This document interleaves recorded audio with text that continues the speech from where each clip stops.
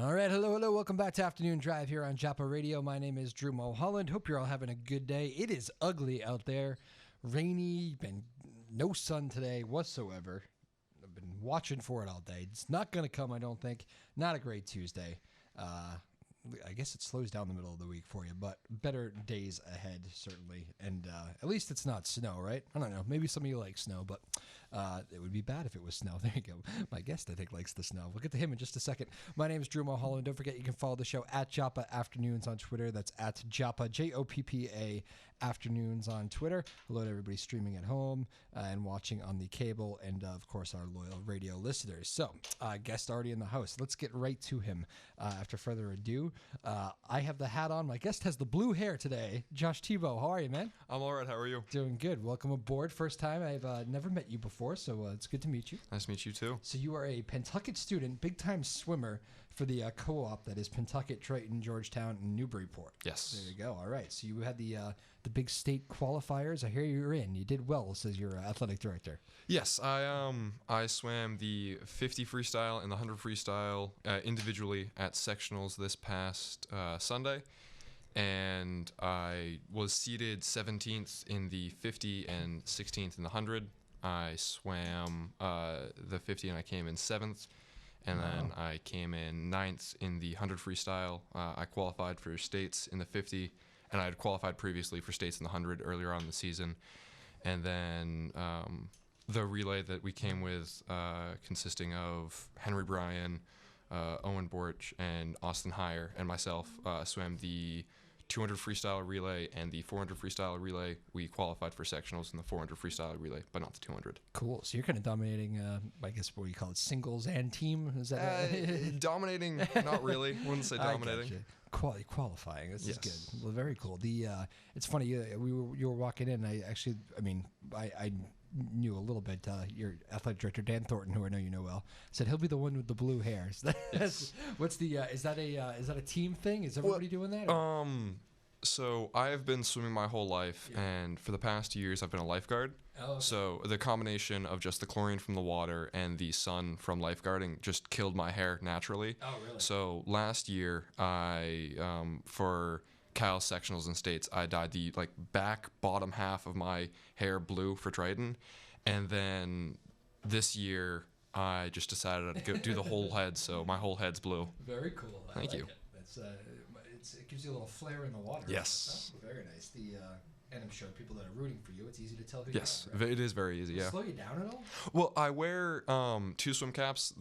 Traditionally people only wear 1, but You need to. not necessarily. I can swim with 1. In practice, I just have my hair up in a man bun, and I swim and I barely notice it. But when I have meets, I have one of my friends French braid it, so it's very close to my skull, and you can barely tell that I have so much hair. Who gets that responsibility? It really all depends on who's around. There's several people that can braid it? Yes. Wow. So what a luxury. yeah, it is actually. It was kind of nerve-wracking because at sectionals when we were waiting to get into the pool at MIT, I asked my coach and I asked the manager if they could braid my hair, and they refused to because they didn't want to touch my hair because I had to bleach it. And it was just, it's not healthy hair at all. It feels like straw. Yeah. And they didn't want to touch it, so I had to scour around to try and find someone. And luckily, my old diving coach was there, and her and I have always had a really good relationship. So I asked her if she could French braid my hair, and she did an outstanding job. She bailed you out? Oh yeah, it was. Very good. I was going to ask you about that too, because diving is always one of those things. Those high, is it like high diving or just normal? In high school, it's 1 meter diving, so the board's only 1 meter off the board. But in other types of diving, you have the 3 meter diving, and you have the platform, which is. Is that more like what you see in the Olympics? Yeah. So the platform is there are a bunch of different heights. Some of them go up to 15 meters. Have you done them all? No, I did 1 meter diving for 3 years, but then I had to stop after I did a backflip in training, and I hit the back of my head on the board. No. Yes, so. I've always been amazed that does not happen more. It happens more than you think. It does. Okay. I have I mean, not good, but you know what I mean. Yeah. It's one of those things where really really competitive divers just kind of learn how to hit the board and not get injured, but it happens a lot. Like, What do you mean? They make themselves like Gumby or something? So what happens? well, they just like they one of the big things that you're taught in diving is always know where the board is, always know where you are in relation to the board and the water. Yeah. So like as soon as you leave the board, you can tell if you're doing what you're supposed to be doing, if something went wrong. So you just kind of have to like. It's muscle memory. You learn. It's muscle memory. It's kind of like when you drop a cat. Like they just kind of do it instinctively. Yeah. Okay. One of my friends, Carter Randall, he's been diving his whole life and he's absolutely amazing at it. Like I've seen him practice a new dive, and even when he does something wrong from the very get-go, he can like maneuver his body through the air to like just barely hit the board or make sure like he doesn't hit his head or anything vital, and he just like skims the board. Okay. It's fascinating to watch and also terrifying. Do people like lose their footwork when they do it? Because I mean, Yeah. I can imagine that would be like, everything has to be so fine. If you're off by a little bit, you have to, you could be in trouble. That's what when you do for diving, like since it's so dangerous and you're doing everything and there's so many different types to it and there's so many layers, you always have to like build up from the very beginning, even just like when you're warming up for like a competition. Like Yep. you can be diving for 10 years straight and be like a world-renowned diver, and when you warm up you always do like basic jumps, just make sure that your hurdle's right, make sure that you understand the placement of the board. So if when you start building up to like doing triples, quadruples, 3.5s, 4.5s, whatever, you name it, you know how you're feeling that day, you know how to respond to what goes wrong or what goes right. Do you prefer being? Are you more the guy that prefers being in the water? Are you more Yes. the speed in the water kind of guy? Yeah, I like diving while I did it, but once I quit diving, I haven't missed it. I still bust out like a 1.5 for fun over the summer off one of the diving boards, but I've never like looked back like, I wish I could have done better. I mean, I do that sometimes. I always critique myself, but I'm never like wishing that I learned how to do an inward or a reverse, because those just terrify me. Gotcha. All right. Tell me, what are we talking about for like? What are like the strengths? Is it like the? I know you mentioned a bunch of the things, but like, is it you more of a speed dash guy, like get it down the pool once, or is it more like would you more a distance guy? I know that's a very amateur question. Well, it's it will. If you ask any swimmer, there is no such thing as distance. It's all a sprint. Anything that is in a pool is a sprint. So like the mile indoor is. So you're never supposed to get tired. What does that mean? It's painful. I am a sprinter through and through. So I do the 50 and the 100. I've done the 200 when I have to. Yeah. But like I prefer very short because I can go somewhat fast. Just I can't maintain that. Yeah. But like once you start going to like open water, like 10-kilometer races, that's when it becomes more of a distance. Okay. But like anything indoors, like the mile, 2 mile. Yeah, it actually it takes about the same time. So the Olympic open water 10K is the longest Olympic recognized swimming event, and it takes about 2 hours and 30 minutes to swim. Wow. Yeah. All right, so you're more of a. I am more of a sprinter. Yes, I prefer the 50 and the 100. Yards. We should specify that we do. I swim yards. All these competitions are yards. I've never swam meters. I've always wanted to, but I've been swimming my whole life and I love it, but I've never like gone the extra step to be super competitive. Like I don't swim year round like some of my friends do. I don't go to competitions all across the country. I stay in house with high school meets and a very small local summer league that I swim for. And of course, a lot of lifeguarding. So yes, kind of always in the water. Yep. We'll talk more about that afterwards too, because I've always been fascinated by that gym in its odd ways. But what is 50 yards? You get in the water. Picture of people, talking half a football field, right? Yep. It's a 25-yard pool. Okay. So it's 20. Yeah, it's 25 by 25. And actually, they say the flip is important, right? At the end, that's the time saver. Yes, the flip turn is the most important part of your race. Yeah. It can either make or break it. And I mean, the start is very important too. Yeah. But it's very easy to recover from a start in any race. But in the short races like the 100 and the 200, and especially in the 50, if you have a bad flip turn, that is like your race is done. You can't recover from that because you only have a 25 to make it up. Right. So that's one of the reasons why I've always been interested in swimming meters, because it is only it's a 50-meter pool. So for the 50 meters you don't have a flip turn, and then for the 100 meters you only have one. And I've never had a good flip turn. I have. The flip turn is costing you. It is costing me, and it's one of those things where it's if I swam year round, I'd be able to work out and have a really good flip turn, but I don't have the drive to. The ones that are great at it. What's the key? Because you literally, what do?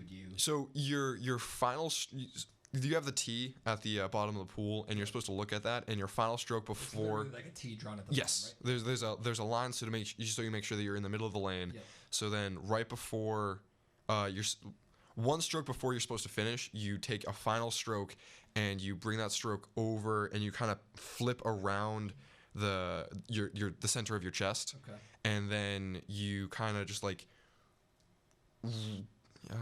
you're parallel to the water and you kind of drop your chest and then you flip your legs over and you just kind of plant them and then you make sure that your torso is parallel to the water and then you push off.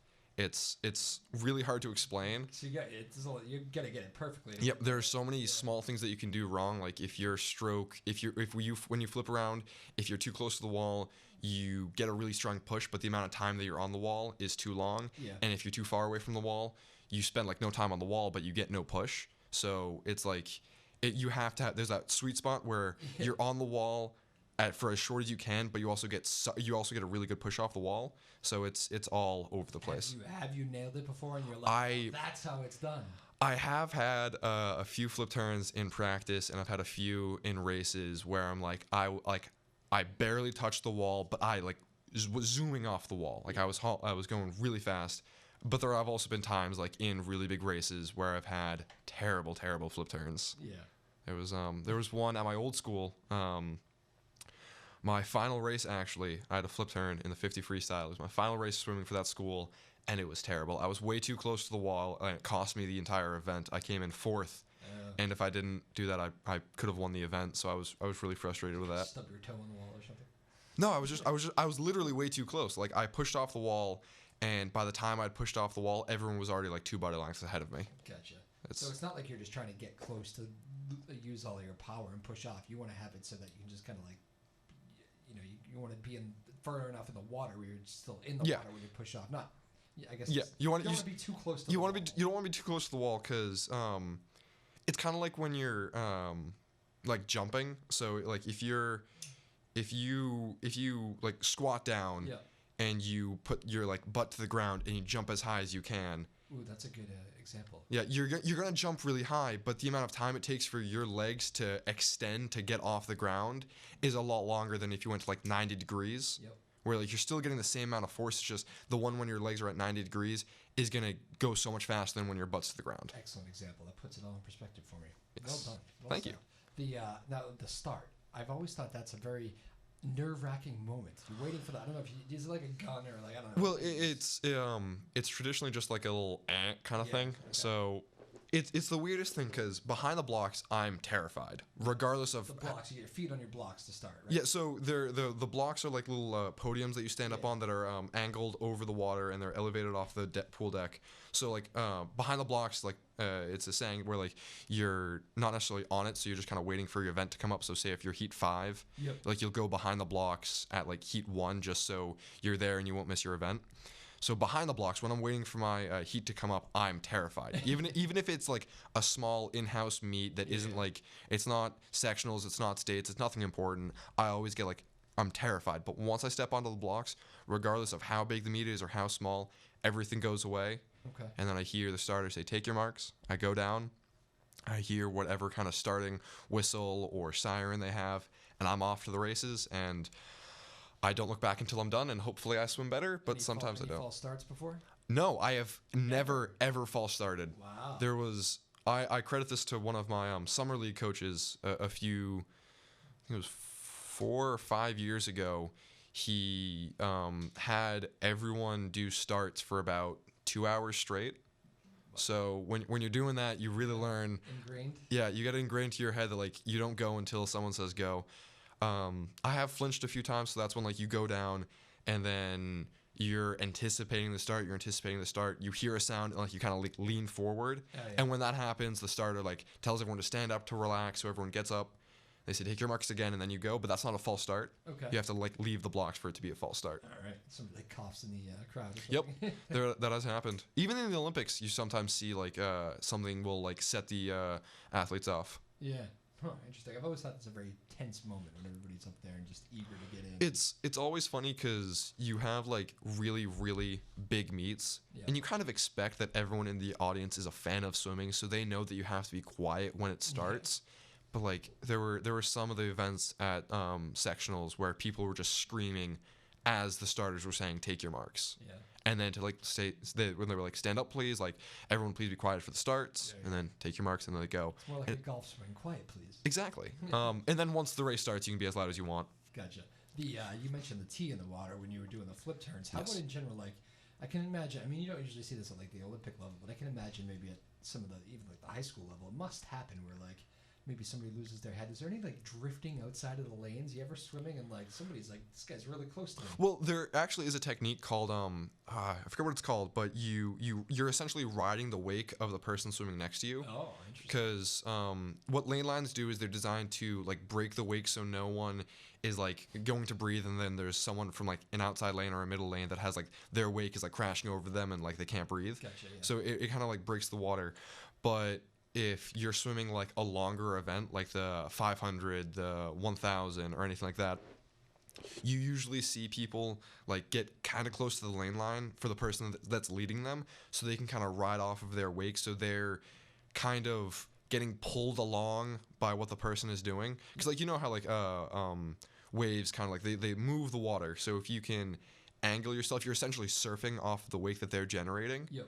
So there is a technique to like swim off of it, but usually it's advised not to do that, especially in like shorter events, because there is something called circle swimming where like you just like go up on the left side and you come down on the right side, and it's just you're swimming more yards than you're supposed to. Gotcha. So it's highly advised in shorter events to swim right down the middle. That makes sense. Again, we're joined here by Josh Thibeau. He's a swimmer who just qualified for the states here last weekend. You said? Yes. Last weekend, all right. And he's part of the co-op.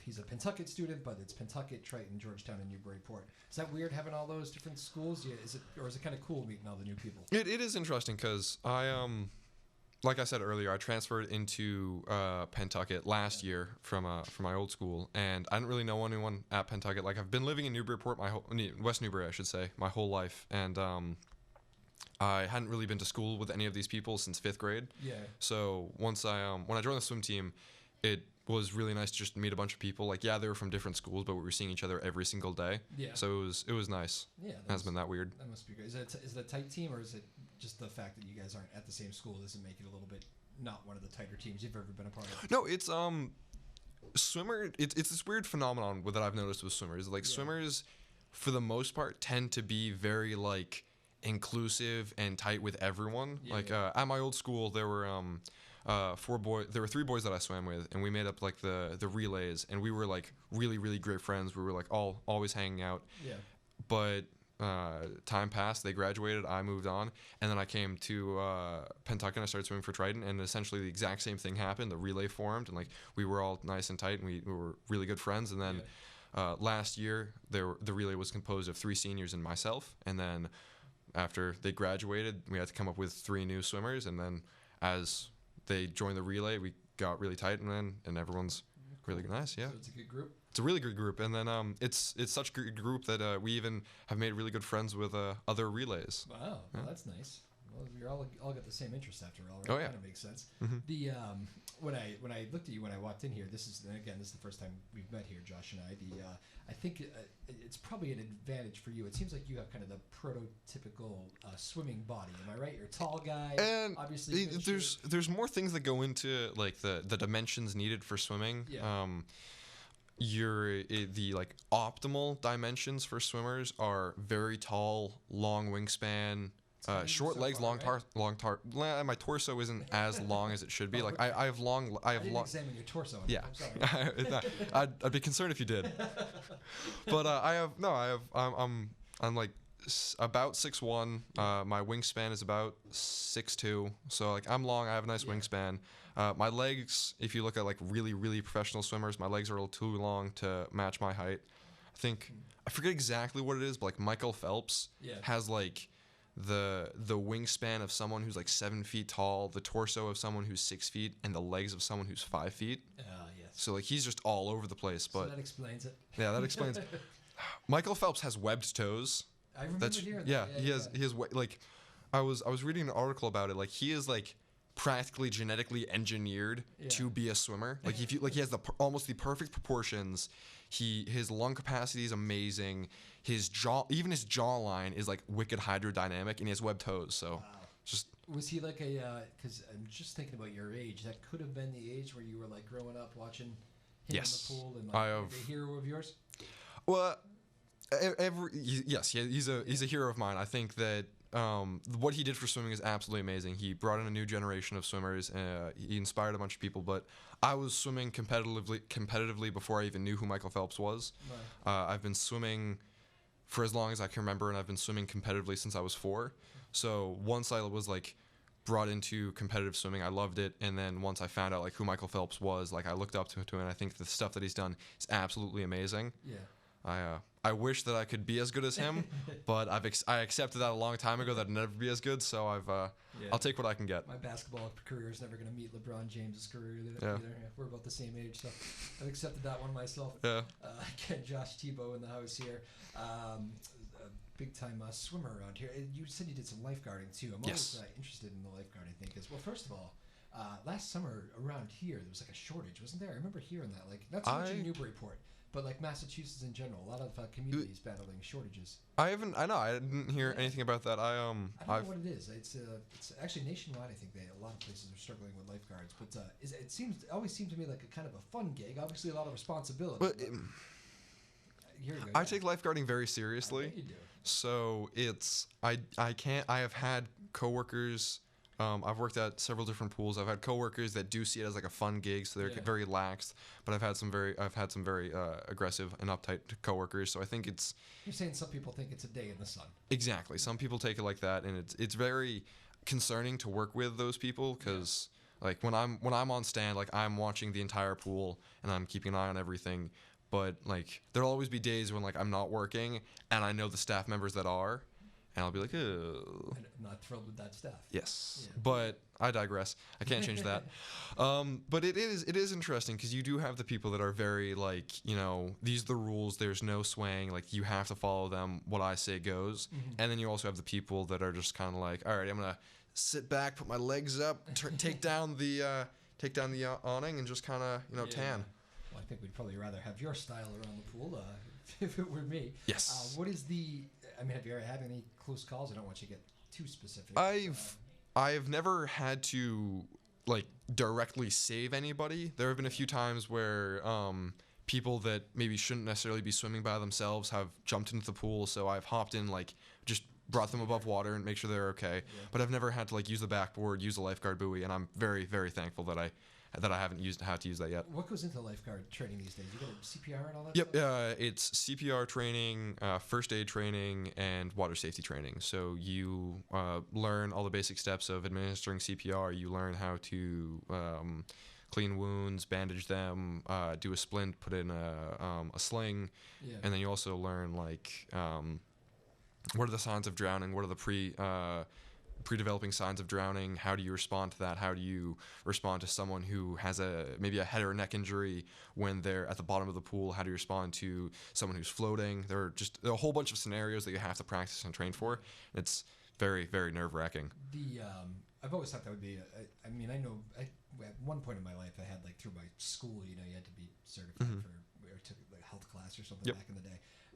And I think that has expired. I'm currently not certified to do it. My wife is though, and she was talking about it, and I was telling her that's a really not only a cool thing to know, but like I kind of wish everybody knew that. Yes. Like, I generally do, but it's like I'm not certified. I think almost everybody probably should be. Like water safety is one of those things where no one really expects how dangerous water can be. Right, yeah. So like you see like parents that like maybe not necessarily didn't necessarily grow up around pools, and they're just kind of like letting their kids do whatever, not really paying attention. Yeah. And you have like even teenagers that are just like messing around and doing things that they shouldn't be doing.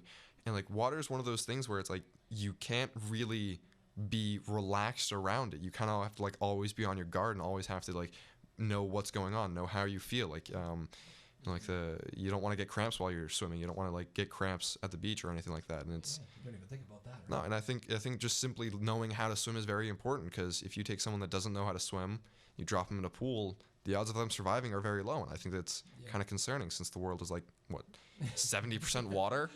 That's a good point. The how about beach lifeguarding? Do you ever do that, or is it mostly pools for you? I am terrified of. Yes, I'm terrified of beach lifeguarding. Terrified of swimming or just beach lifeguarding? No, I'm not really the biggest fan of swimming in the ocean. I don't really like swimming with a current because like I always like to know where I am. Yeah. So you're a control freak. No. Well, not really. No, not really. But like swimming in a pool, I've been doing it my whole life, like I said. So I got very used to swimming without a current, swimming without like waves crashing overhead. Right. And once you go out into the open water, it's a completely different vibe. Like you feel like you're swimming in a straight line, and you bring your head up, and you're just been swimming in a circle because the current has just been pulling you. So that has been one of the reasons why I'm kind of stepping away from it. But also, like, there's a saying with one of the pools that I work at where like if you're working at a beach, it's a real lifeguarding job, and it's true because there is absolutely you have to be on your A game every single minute because they're like even at Salisbury, like the guards will save like 5 or 10 people a day. Like they will need to hop in and rescue people, 5 or 10 people a day. And they'll be working all day long from like dawn till dusk. Yeah, no, I bet. I remember being in. I was away in Bermuda this past year, and there's this one beach we went to. One of the famous ones. I forget the name of it. Like a Horseneck Beach or something. It's famous, but the waves are just serious, and the current really pulls. Oh yeah. Like I mean, you can. I wasn't even in that deep. I remember, but I'm a big guy, but I could it was pummeling my legs. Yes. Like, wow, if that's a kid.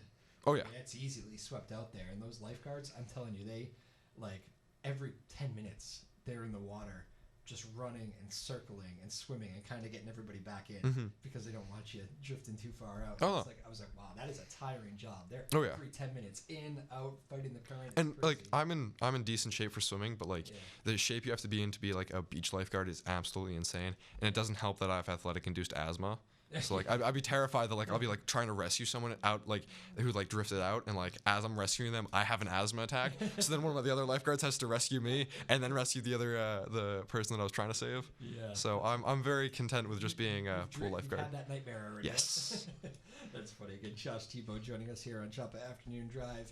I wonder let's talk a little bit about school here. First of all, so now you're at Pentucket. What year are you?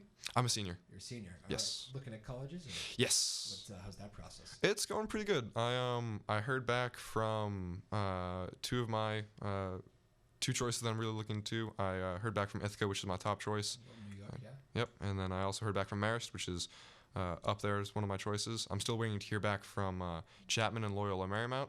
Okay. So you'd be looking to get out of town a little bit then? Yes, just a little bit. I want to focus on film production. I'm very passionate about films, specifically directing. So did you enjoy the Oscar awards here tonight?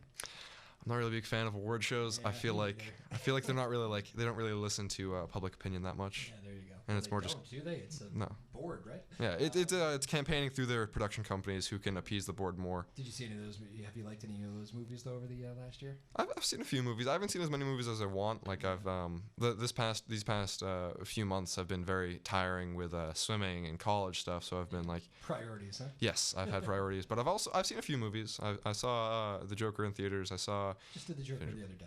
Yes. I'm a big Joaquin Phoenix guy these days. I think he's a very underrated actor. He's a very odd guy, but when he has a role that he really likes, he does a really, really good job. I like his the speech at the Oscars. I don't know if you did see that, but that kind of went viral because he was getting a lot of people getting on him for kind of. He didn't do the whole. I'd like to thank my agent and my family. So he made it social issues, and he's like a very outspoken vegan, and he's big on climate change, like we all should be, right? Yes. We all live here, but he said he's talking about how if we really thinks that we become kind of egocentric, and it kind of got like the smattering of like the I did see a few of those where the speeches were welcome but not necessarily well received. It was not one of those standing O speeches, which is kind of I don't know, it's fascinating because it's like he's one of those guys that really. He lives it. I mean, he's out there and he hits the streets. He got arrested with Jane Fonda, I think, or at least on one of those climate change rallies in D.C. And I don't know. I am envious of his commitment to all these social issues that he has. And And he stood up there and he said he'd been a real jerk in life, tough to work with at times. Like, he was just really honest. I thought the speech was really good, and I was surprised it didn't get more love from the actual crowd, but it seemed like enough people did outside of it. But anyway, I digress. He was awesome in The Joker. Yes. I thought the movie was a little slow. Like, maybe just because it's not like the happiest. Yeah, movie it's in the not world. it's not happy by any metric. I think I thought that it was very when I was walking out of the theater, I was very conflicted. I watched it in the theater. Cool in the theater. Yeah. It was very interesting in the theater. I saw it opening night by myself, so it was very interesting. And I left the theater feeling very conflicted because I believe that it's one of the most beautiful movies I've ever seen. Like the cinematography, set design, everything like that, absolutely amazing. Interesting. Wow. And I wasn't the biggest fan of the story. Yeah. Like I understood what it was saying, and I really agreed, and what it was saying resonated with me. Yeah. But the way that the story kind of presented it, I didn't really like because it had like it was building up to something very, very big without getting into spoilers, and then everything just got like boiled over and broken, and like everything like stuff really hit the fan, and then you're just kind of left feeling like what. So I didn't like it. Was everything up until the final act I thought was really good, and then once I feel like the final act just kind of left a sour taste in my mouth. Yeah. So you did the movie by yourself. Yes. That is film commitment. See, Yes. I that's cool. I think I've done that. Maybe I've done that once. You know what the thing is? I don't like go to movies anymore. Do kids your age go to the movies? A few times. A few times. Do you go more than most people? Not really, because I have so much stuff to do. I was wondering, like, because I mean, like when I was young, like pre-high school, like middle school, like that was kind of a cool thing to do. Oh yeah, back when the afternoons. You know. Back when the Transformers were coming out, I used to always see them in the movies. Transformers, yeah. Yes. Yeah, like I remember going to see all sorts of movies, like Air Conditioner, Summertime. That was a big thing. But like adult life, like it's all on your TV at home if you want to order it or like that sort of thing. Like getting to a movie theater, I can't even tell you the last movie I went to. I can't remember. Last movie I went to had to be Joker, right? Yeah, I'm pretty sure it was. Before that, what was it? Was it a gap? It was a gap. Wait, what? Oh, God. So you can't remember that. I can't even remember the order. Feel better. I don't think I'm the only one. No, you're not. People not like Bridge of Spies. Remember the Tom Hanks one? Yes. That was the last movie I saw. Okay. And funny story, my wife might get angry at this one, but she's not listening. I'm sure she's working. She was asleep within 10 minutes. She was exhausted after a long day at work. Like very polite woman and everything. Somehow managed to have her feet up on the seat in front of her, completely passed out. I was like, what the? It's a good movie. How did this happen? She would have no idea. It lasted literally like 8 minutes. I was like, wow, it was a long week here. Friday night, 6 o'clock movie, gone. Embarrassing. Anyway. It happens. It does. I don't know how often, but in this case it does. Probably more than you'd think. Maybe. Yeah. Turn out the lights and it's like... Oh, yeah. I used to, at my old school, I had a history teacher who, really, really, really smart teacher, you know. Yeah. Absolutely one of the smartest teachers I've ever had, but he was a lecturer, so he'd stand up in front of the class and just kind of like give his whole spiel every day. He'd have a PowerPoint, turn off the lights. He's one of those people with a very like, you know, very consistent speaking patterns. Doesn't really change that much. It's very, very soothing to listen to. No chance to stay awake. No, and this was like at the height of swimming at my old school. So like I would be falling asleep like every 10 minutes, or like I'd just sleep through the entire class, and I'd wake up and everyone would be gone. I'd just be staring at me, so disappointed. So all this stuff you got going on. Do you coffee guy? I don't. No, I think any like energy drinks puts me to sleep. I have no idea what it is, so I drink water. Water is my energy drink. There you go. So I imagine you need a lot of that to stay hydrated. Like I mean, it takes a lot out of you. It does, but you know, you don't want to stay too. You don't want to get too hydrated because that can be bad for you. So gotcha. I read an article somewhere that you want to drink half your body weight in ounces. So I try to drink about half my body weight in ounces every single day. Okay, it's a lot of water. Yes. Tom Brady. I think Tom Brady is big on the water. Yes, he the TB12 method is drinking more like than half your body. Oh yeah, it's like 2 times 200 ounces or something. Oh, really? Like absolutely insane. Yeah. Like I'd be afraid like my brain would start drowning in it's itself. Like a commitment to drink that much. Oh yeah. You have to like really be thinking about it all day. Yeah, and like you have to have the time to do it. Like I'll be in class and I'll have to get up, you know, to since I've been drinking so much water, and it happens a lot with just the 2 water bottles that I drink a day. So like if I'm drinking about double what I'm currently drinking, that's like every half hour. Yeah. Listen, Tom, this is too much of a commitment, I think. Too much water. Your wife's not listening, but Tom Brady is. Yes, exactly. Yeah, Tom definitely is. Big time. Oh, yeah. Again, Josh Thibeau here joining us. We've kind of now gone off the rails and talked a little bit of everything here. Happens. School. What's the so you got the college thing going on. Mm-hmm. When do you plan to make a decision by? I'm still waiting back. Like I said, I'm still waiting to hear back from. You'd like to have it kind of Yeah, locked in by middle of March, something like that. Okay. Hopefully I have everything said and done. Is that when you go into the senior slide? Is that when that happens? Oh, I've been in a senior slide since 8th grade. Since 8th grade. Yes. We know that's not true if you got accepted to those colleges, my friend. Come on. It's really interesting because Ithaca and Marist were like my top choices, and they were kind of like reach schools for me. And like all my safety schools, I didn't get into any of them. So I have no idea how college acceptance works now, and like what admissions is thinking. It is true that they all do look for different things. I mean, that was even true when I was applying, and I think it's even changed a lot since then. But some schools are more like they're gonna not even look at you if you don't have a certain SAT score. I'm not a good SAT standardized test Yeah, taker. I mean, there's a lot of people in that regard, but there's sometimes schools are more impressed by whatever essays you've done, or it's Well, I think also, like I said, I want to major in film production. Right, yeah. So I think that like the schools that don't really have like my safety schools weren't like world renowned or like top notch for their film production programs. Right. So I think when they saw like, oh, like I'm trying to major in this, they probably like instantly knew that they were my safety school. So they want to be like, okay, is there any way we can keep him in here, or like what is he gonna do for us? Whereas the other schools that I'm looking for, like the ones that I really want to go to, they have more competitive film programs. So they're like, okay, so like this might not be amazing, but like the essays and the stuff that he was able to supply to us is better than Schmo Joe. When you're talking film, do you you like actually shooting with the cameras? Are you more like production guy, director? Across the board, I love it. I've dabbled in acting here and there. I think it's kind of fun, but I think like primarily behind the camera, everything. I'm obsessed with everything. Editing, sound design, scripting, directing, everything. Set design, makeup, costumes. I love all of it. How'd you find that? Was there like one director whose movies kept popping up? Oh, this was. I answered this question so many times when I was working on my college applications. So, back when I was about 4 years old, my siblings were watching The Appendices, which is essentially the behind the scenes for the Lord of the Rings movies, because both my parents are big fans of J.R.R. Tolkien. Right. So they, have all the books, they have all the movies, we have all the extended editions, all the Blu-ray, everything. Unfortunately, we have The Hobbit too, but we can't change that. So we were watching The Appendices, and it's essentially a miniature movie. It's about as long as the Lord of the Rings, about how everything was made. So it goes from the scripting process all the way up until it getting released in theaters, and it covers everything in between.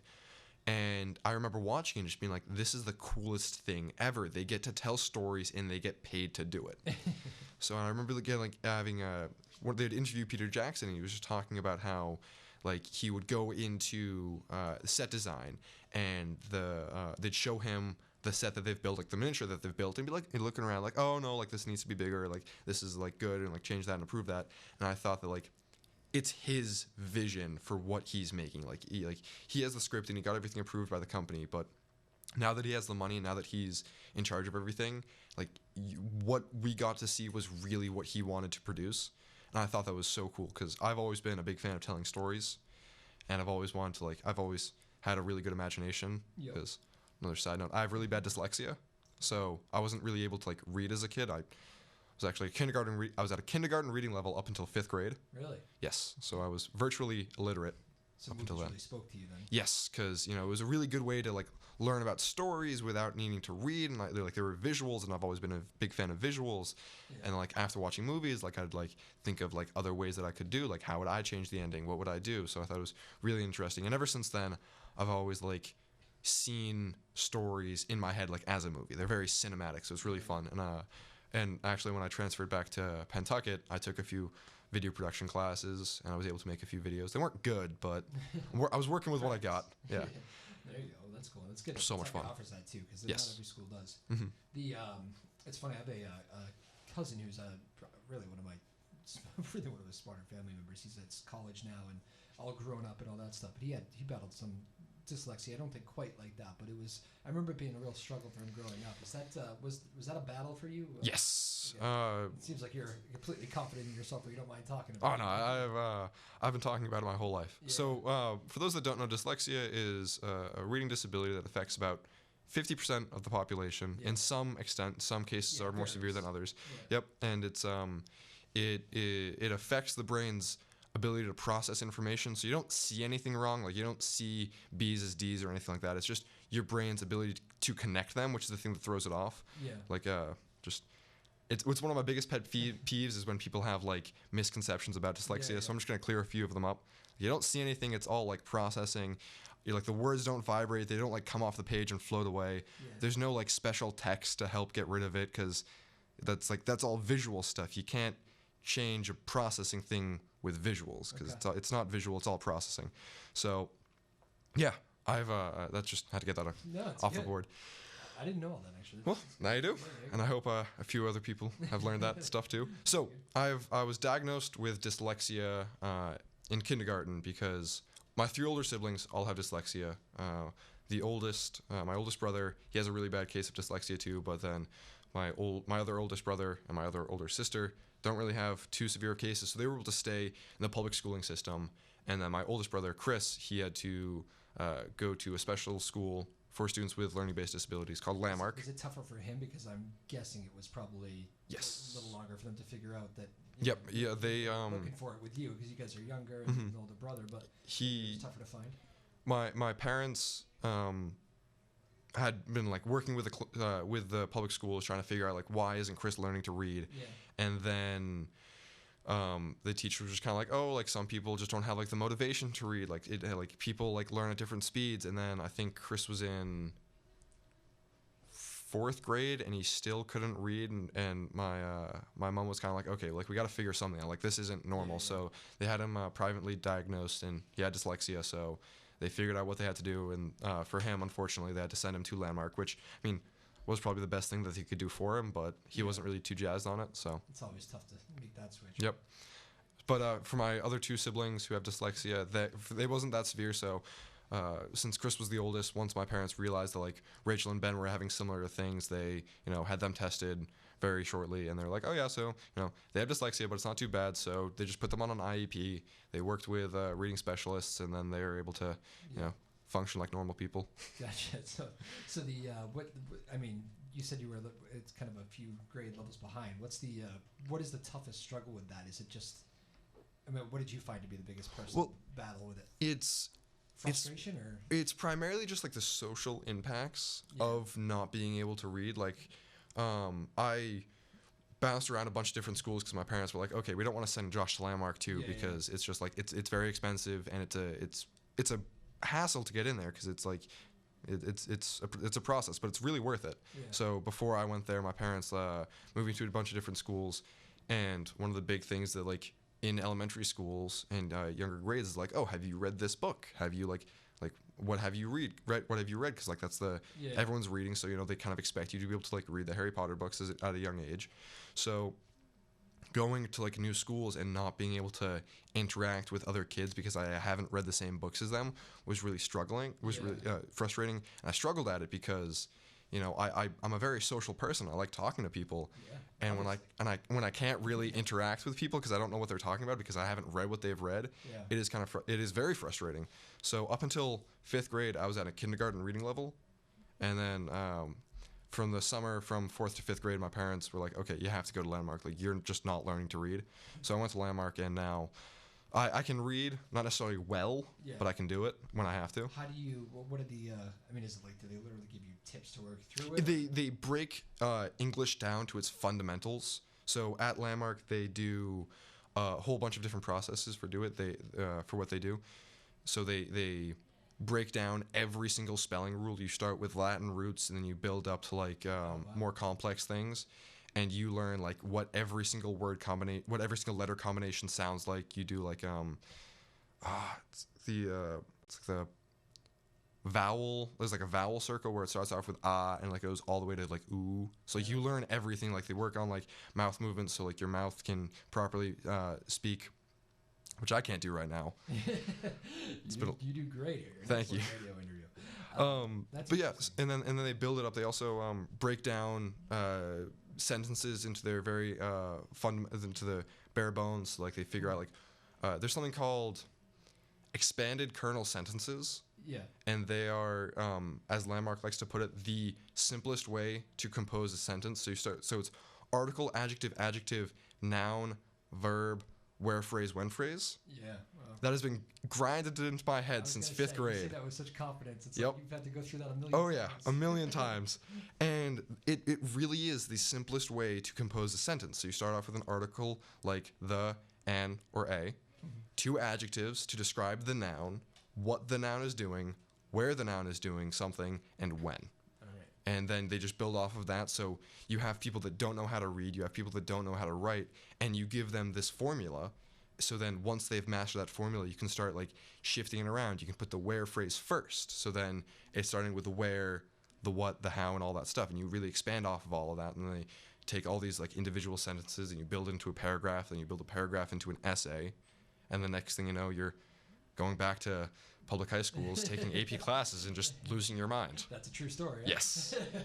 There you go.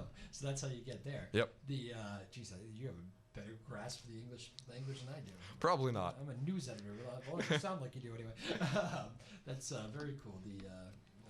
And so Landmark was very rewarding for you then, and yes, pretty grateful that you live around here then, because not yep. every. No, and it is very ever since Chris was diagnosed with Landmark with dyslexia and went to Landmark, my mom has been very involved with dyslexia organizations all around the world. Oh wow. Especially in America. And say hi, Mom. It's always nice when you give the shout out. Hi, Mom. I don't know if how you're watching this or what you're doing, but hello. She'll probably see it at some point. Hopefully. They tend to find it. Even so yeah, she's been involved with all that stuff. Yeah. So it was I've gone to I've spoken at national conventions with her. I've been to a few meetings. Yep, it's pressure. I really like public speaking, so it's not that bad. They say that is the biggest fear. I have noticed it's very interesting because I like public speaking. I like talking to people. So when you go to new things and you meet people and they're just people that really don't like public speaking, I feel kind of bad for them. Yeah. Because it's one of those things where if you don't get it from a young age, you're never really gonna get it. It's funny though. I mean, how people. I know some great musicians are scared to. Put them in an interview and they're nervous and fidgety. And I remember I had a moment. I remember when I was in one of those tough years of middle school, and I had never had I could always do it, stand up, and later in life, obviously been fine. I had a microphone in my face every day, but it's like I remember one time I had to, for some reason, a teacher called me. Maybe I was just having a weird day, but whatever thoughts are in your head, called me to read a passage from a book out loud to the class. I hate those. Completely froze. I don't know what it was. I have no idea what was going on with me. Nervous, froze. I think I lied and said, "Actually, I'm not feeling well. I gotta." It was weird. It's funny how that can play tricks on you if it gets you at the wrong time. But it's obviously it is a tough fear. So that's a huge luxury to be able to do that comfortably. Thank you. How big are the crowds? The first one that I spoke at was about 40 people in the crowd. It wasn't that big, but then the this year I actually went to the International Dyslexia Convention in Oregon, and I spoke in front of a crowd of 200, 300 people. No way, really? Yeah. That must be cool to hear it from you. I bet kids can relate with you more, just because. I mean, I don't really. I know. Usually, you hear people later on in life say, "Yeah, well, I did battle that as a kid," that sort of thing. But somebody as outspoken the story you gave us today, I bet if you're a elementary school kid struggling with it, I bet they kind of relate more with you. Well, because I mean, the majority of people that are working with. Actually, I don't want to make a generalization, but typically, the people that are working with dyslexic organizations and dyslexia organizations have some type of history with it, but they're usually not the ones that have had it. So my mom, she doesn't have dyslexia. She has children that do, but she doesn't personally have it, and she has a really good presentation about her experience with it. Her older brother had it, as so a parent, and as a family member. Okay. Yep, yeah. and it's really moving, but I'm sorry, Mom, but I think that doesn't have the same kick as story hits home more. Yeah, someone you can someone who has dyslexia can really just portray it in a way that is so much more real than as a bystander. Because I have battled with all the negative thoughts that go with not being able to read. I have climbed uphill and I've gotten to the top and I can now read and I know all the struggles and I know like the turmoil of like, hey, am I gonna have to speak in class today, or like I couldn't read that one basic article, or like go to a restaurant and like you have trouble reading the menu. Like I couldn't read a menu at a restaurant up until like 8th grade. Wow. Yeah. Like it was just little things like that you don't even think of. Yeah. And now like I don't know when it happened, but now I can just like clearly I can read and read a menu, but like for the longest time like I need to like ask someone I was going with or ask my parents like, do they have this, even though the menu is right in front of me. And it's that must give you anxiety at some point too. Like, not really. I'm not a very anxious person. That part didn't kick in. No, I mean there are a few things that make me really anxious, like I said, when like I'm behind the blocks for swimming, or like when I have to, the one type of public speaking that really gets me anxious is when I have to read in public, because there have been times where like at other schools like I've had to read passages from something and I mess up, and I've just seen like people react to that, and that really breaks your heart. And I think that's the hardest part of like being dyslexic, is like with the way you see other people, because people don't always understand what it is. Like people always assume that like it's this or that, and they don't really know the struggles that go in it. So to see people respond that way, it's really demoralizing. What would be, we'll end with swimming in a moment, but one other question on that: what would be your advice? I like to think we have a lot of younger people listening here with all the high schoolers that we have on and all that stuff. I wonder what's your advice to like maybe the younger kid that maybe is battling that and hasn't quite pinpointed it yet and thinks he does have it though?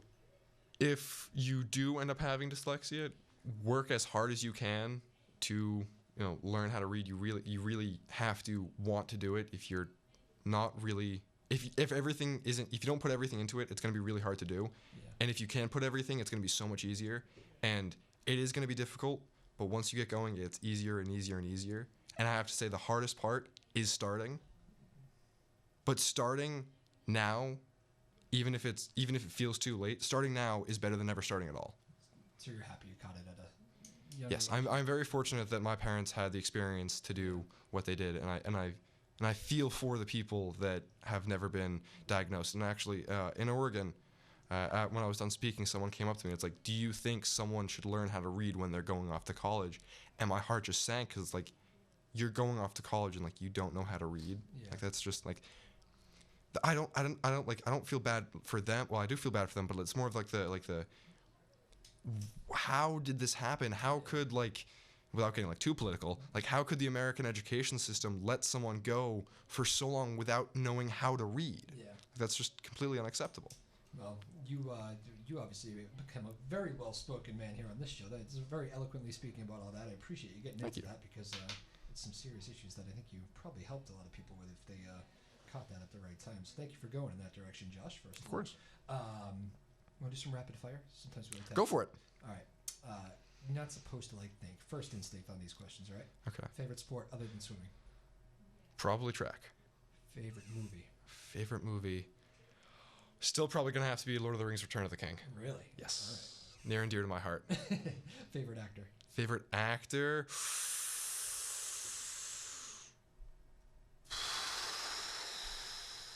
Anthony Hopkins. Ooh, interesting. Yes.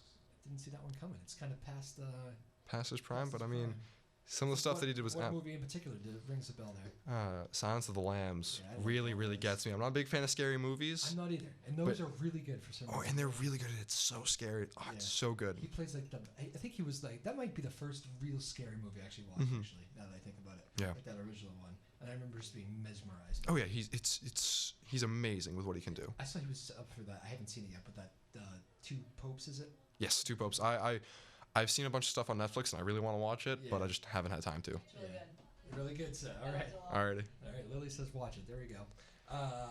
We did favorite actor. You said favorite music, kind of music. I'm gonna flip it. I like every single genre of music, but country, hardcore dubstep, and hardcore dubstep. Hardcore I don't even dubstep. know what that is. What is that? Well, there's a fine line in my opinion between like dubstep and like hardcore dubstep. Okay. Like I have a song that I'm not gonna play right now, but like it is very clearly like it sounds like a computer. You have a song? Well, I didn't make it, but like there's a song on my iPhone that like that is my line of like, this is too much of like dubsteppy, because like it's just like it's all synthesized. It's just too much. Bah, bah, bah. Okay. But so country, hardcore, dubstep, What kind of country is it? Like the pop country? modern country. So going back to like Johnny Cash, like I love Johnny Cash, and like stuff like that, where it's more like a folky kind of country. okay. That's what I like. But like that's the sweet spot there. Yeah. like modern country where like they're trying to like blend like country with like hip hop and rap like that. I can't do any of that stuff. Yeah. Okay. Good. That's a very good. So we're gonna keep going with genres. Go for it. Well, yeah, no, I got a hardcore death metal. So like really, really hard rock and roll. Okay. I don't like, and I think that's it. Okay. I think those are the. Do you listen before you swim? No, not really. I know that there have been studies done that show like listening to songs with like a higher tempo like allow you to like work harder, like working out with like really like do it when you're up. Right? Yeah. When you're like really upbeat music allows you to work harder. But for me, it just kind of throws me off. Like I get in the zone, and once I'm in the zone, like I don't talk to people. I don't really do things. I just kind of like. You don't talk to people. No, it's actually really like baffling. Like when I'm behind the blocks, like once I put on my first swim cap, I don't talk to anyone. I only talk to people when I have to. So like if the officials are like, okay, you're Josh Thibeau from Triton, you're in the right lane, okay, you're not gonna you're good to go. And that's the only time I'll talk to people. Like if someone says like good luck, yeah, I'll shake their hand because like good sportsmanship, and I really value good sportsmanship. But like if someone like tries to spark a conversation, I'll be like I can't talk. Like I gotta race. All right. Favorite musician. Favorite musician, Mozart. Mozart. Wow. Yes. You are a mysterious man. I'm all over the place. Yeah. Very good. I like that. And actually, let's end with, since you mentioned good sportsmanship. What's like the strangest story from the pool? Like we'll end with that one. Like what's the thing? Just you showed up one day and this was bizarre. How did this happen? Whether it be somebody freaking out over a loss or a horrible refereeing decision. Well, without going like I will refrain from talking about the people that like because I myself have had no names. Well, not necessarily that, but like I have had teammates that have been very frustrated with losses. I have been very frustrated with losses, so I'm gonna refrain from doing that. But because I think everyone can kind of have like can relate to that. Yeah. So the weirdest thing that has happened to me was during the summer league. There was a club swimmer. I'm not gonna say his name, but there was a club swimmer who my best friend knew, and he came up to me. He's like, Josh, like so and so is swimming this event. They're really good. I don't think you can beat them, but you gotta try. I was like, okay. So I look over them, and right from the very beginning, I'm a very competitive dude. So I was looking at him like, that person's my enemy. Like I'm gonna keep an eye on them. And then like, my enemy. Yeah, my enemy. I'm very competitive. Yeah. So we're behind the blocks, like we're getting ready. Like I put my cap on. Like he comes over, he's like, oh, good luck. I was like, okay, good luck. Like I can handle that. Yeah. And we finished the race, and it's I still consider it to be one of the best races of my life. I didn't win, but like we both gave each other a run for the money. And like we touched the wall, like as most people do, like really, really good job. Like we shake hands and then we hop out and we don't see each other for the rest of the meet. And then at our final summer league meet, we race again, and I just barely beat him. Yeah. And for some reason, we both like instinctively like looked over at each other, knew what would happen, and we just gave each other like massive hugs. And ever since then, we've been really good friends. Really? Wow. So it went from like having this man like this is my enemy, I'm gonna try my hardest to beat him, to now like him and I are like good friends in the swimming world. Like it's cool great. Story. So you guys probably just realized you push each other to. Yeah, and like it was just mutual appreciation for what each other can do for one another. Brady, Peyton Manning sort of thing. Oh yeah. There you go. I wouldn't say that good, but like yeah, it's similar. It's a high level. It's a good example though, I still think. All right. Well, Josh Thibeau, awesome stuff. I really enjoyed it. Thanks for coming in. Thank you. Hour flies Anytime. by, right? Oh yeah. So actually, you for the whole hour. Wow. How about that, huh? I'll do it again if you ever need me to. Absolutely. We'll definitely do that. We'll do it before you head off to school. That'll be fun. People can see you. What's the schedule here for the States? So the girls Triton swim team is swimming at BU on Saturday the 15th of February. They do live stream it. I don't know exactly where. Yeah. Yes, this Saturday. And then the boys will be swimming at the same time, which is, I think the meet starts around 8 o'clock. Okay. I have to be there at 6, I believe. All right. So it's going to be a long meet. But the boys will be swimming at BU at 8 o'clock this Sunday. All right, man. It's going to be a lot of fun. Well, good luck to you. All right, thank you. It was a pleasure. Pleasure. Josh Thibeau, folks. Hope you enjoyed that. Very great, wide-ranging conversation. That's always fun when you have no idea where these things are going. Oh, yeah. And enjoyed that very much. Lily Doucette, thank you, producing on the radio side. Tyler Neufels in the house. Sarah Hayden, all our TV streamers, and everybody watching on the cable. Thank you. Thank you. Of course, our loyal radio listeners. We'll be back Thursday. We have a music show I will tell you there'll be horns involved. I'm very excited about it. Some really talented guy coming in. I'll surprise you at that point. I'm not going to tease it too much, but tune in Thursday. Got to be good. He is fantastic. So my name is Drew Moholland. This has been Afternoon Drive on Joppa Radio. We'll see you Thursday. Thank you, Josh Thibeau. See ya. Thank you.